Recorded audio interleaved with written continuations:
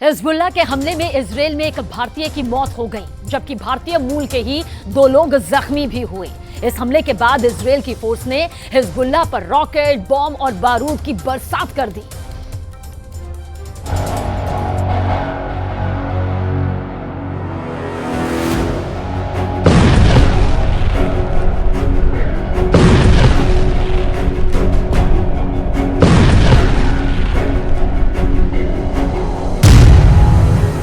Hezbollah का हमला, target हिंदुस्तानी।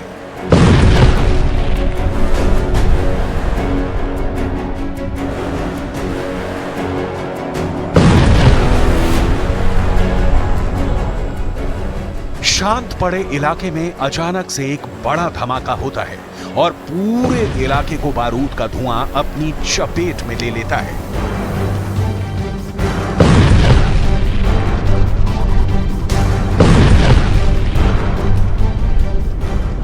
आसमान में अचानक हेलीकॉप्टर मंडराने लगता है।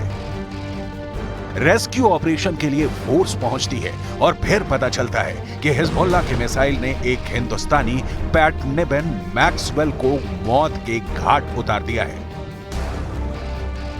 जबकि भारतीय मूल के ही बुश, जोसेफ जॉर्ज और पॉल मेलविन हिजबुल्लाह के हमले में जख्मी हो गए हैं।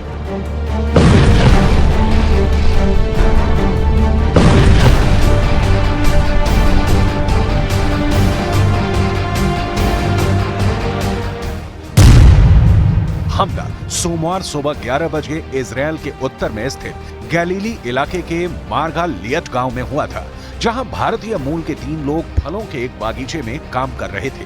तभी लेबनान के आकाश से गरजती हुई एक मिसाइल इजरायल की सीमा में दाखिल होती है। जब तक इजरायल का डोम सिस्टम उसे पकड़ पाता, तब तक हिजबुल्लाह के मिसाइल ने सब कुछ धुआं धुआं कर दिया था और बची थी तो सिर्फ राख। हिंदुस्तानी पर हमला, इजरायल का बदला।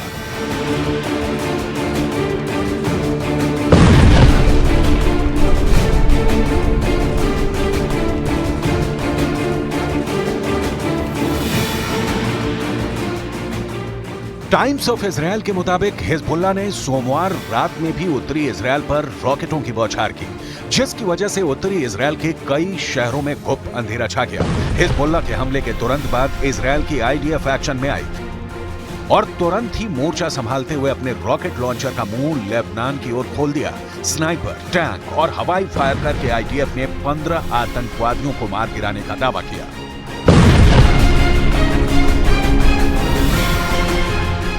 8 अक्टूबर से लेबनान का हिजबुल्लाह गुट उत्तरी इजरायल में रोजाना रॉकेट, मिसाइल और ड्रोन से हमला कर रहा है।